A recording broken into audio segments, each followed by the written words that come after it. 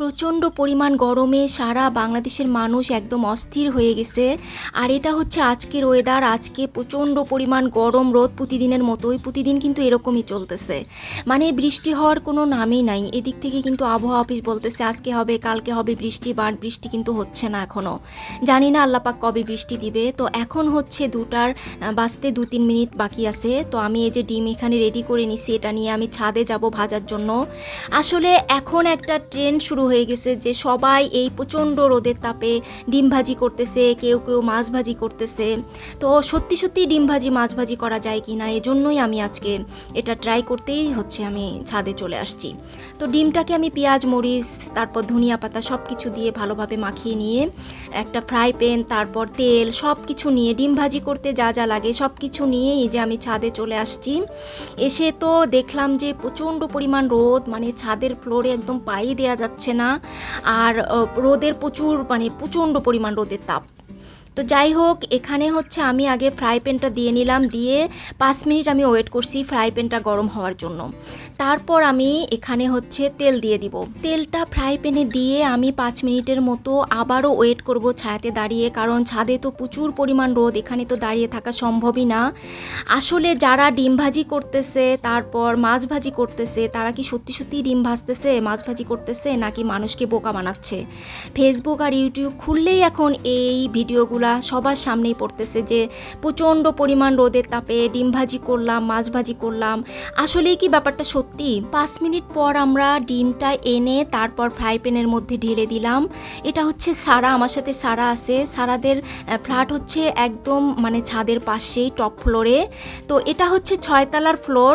6তলার ফ্লোরের একদম মানে ছাদের উপরে যে জায়গাটা, সেখানে আমরা আসছি ডিম ভাজি করার জন্য। এই জায়গাটা তো দুপুরবেলা মানে প্রচণ্ড পরিমাণ গরম থাকে।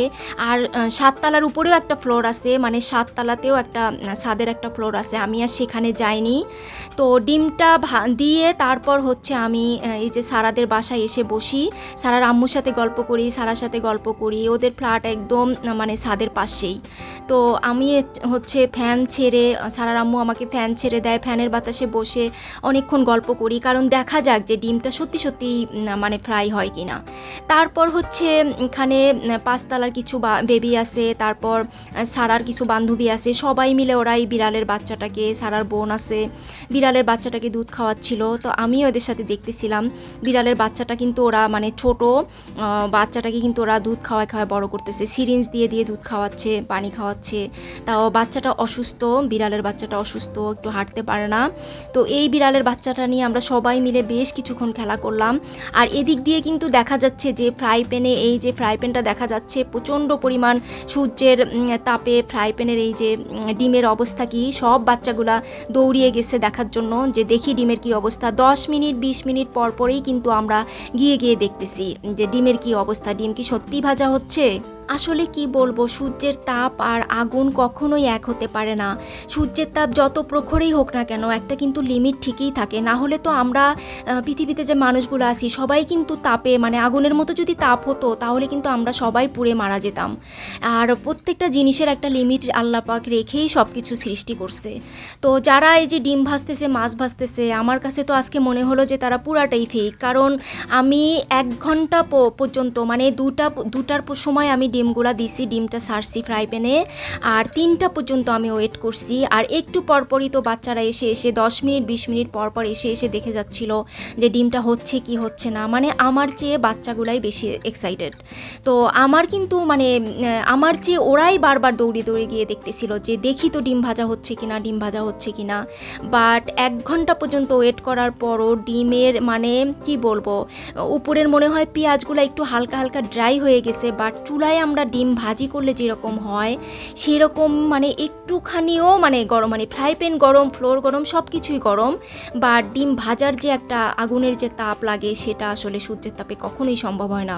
এটা আজকে আমি একদম মানে প্রমাণিত। যাই হোক, সব বাচ্চারা একটু পরপর গিয়ে ফ্রাই প্যানটা ধরতেছিল, অনেক গরম। তারপর ডিমের উপরে ধরে দেখতেছিল ডিমও গরম, বা ডিম তো আর ভাজা হচ্ছে না। ওরা বারবার ছাদের উপর দৌড়াচ্ছিল, আবার এসে বিড়ালের বাচ্চার সাথে খেলতেছিল, আমিও যাচ্ছিলাম, আবার এসে রেস্ট নিচ্ছিলাম। এভাবে করতে করতে আমাদের পুরা মানে দুপুর 2টা থেকে 3টা পর্যন্ত 1 ঘন্টা সময় আমাদের পার হয়ে যায়। দুপুরে রোদের তাপটাই সবচেয়ে বেশি থাকে, বাট এই তাপে যদি ডিম ভাজা না হয় তাহলে আর কখনোই সম্ভব না। একটু পরে বিকাল হয়ে যাবে, এরপর তো রোদের তাপ আস্তে আস্তে কমতে থাকবে। তো যাই হোক, ডিম কিন্তু একটুও ভাজা হয়নি, একেবারে কিছুই হয়নি। তো রোদের তাপে ডিম ভাজি মাছ ভাজি আসলে হয় না, এটাই প্রমাণিত। তেল আগের মতনই আছে। হয়েছে ডিম ভাজি, দেখো তো সবাই মিলে দেখো তো ডিম ভাজি হয়েছে নাকি। না হয়নি, হচ্ছে হচ্ছে একটু একটু একটু একটু, 1 ঘন্টা থেকে একটুও হয়নি, কিচ্ছু হয় নাই। কিছু হবে না এটা। আমার মনে হচ্ছে বেশি তেল হয়ে গেছে। বেশি তেল হয়েছে? কম দিতে হচ্ছে। তেল কম দিলে কি হতো? তেল কম দিলেও হতো না, বেশি দিলেও হতো না। দেখছো, দেখি তো গরম হয়েছে নাকি। ডিম ভাজি কথা হালকা হালকা গরম হয়েছে। আমি মোবাইলে দেখছিলাম বারবার কয় না ডিম ভাজি করবে, ডিম ভাজি বাদ দিয়ে ওরা ডিম পোস্ট করে। আমাদেরও ডিম হয় না। হয়নি? এদিকে আসো, তুমি এদিকে আসো, তুমি দেখো তো, তোমরা দুজন দেখো ডিম ভাজি কি হয়েছে, দেখো তো। হয় নাই, হয় নাই, আর হবে না, 1 ঘন্টা হয়ে গেছে, আর হবে না। হবে না। চলো আমরা বাসায় যাই, চলো চলো, ফ্রাই প্যানটা নিয়ে নাও, চলো বাসায় যাই, আর হবে না। দাও আমার কাছে দাও। ওরে বাপরে কি গরম হয়েছে, ওরে বাবারে। তাহলে তাহলে আমাদের ডিম ভাজি আজকে হলো না, বুঝছো? যারা দেখায় না ডিম ভাজি করে রোদের মধ্যে, পুরাটাই ফেক। একটু একটু হচ্ছে। কোথায় একটুখানি তেল এগুলো উপরে উঠছে, দেখো না, কিচ্ছু হয়নি, কিচ্ছু হয়নি।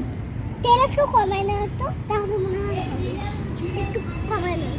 চলো চলো বাসে যাই। হবে না, 1 ঘন্টা হইল, 1 ঘন্টা হয়েছে, দেখো ডিম 2টা বাজে দিছি।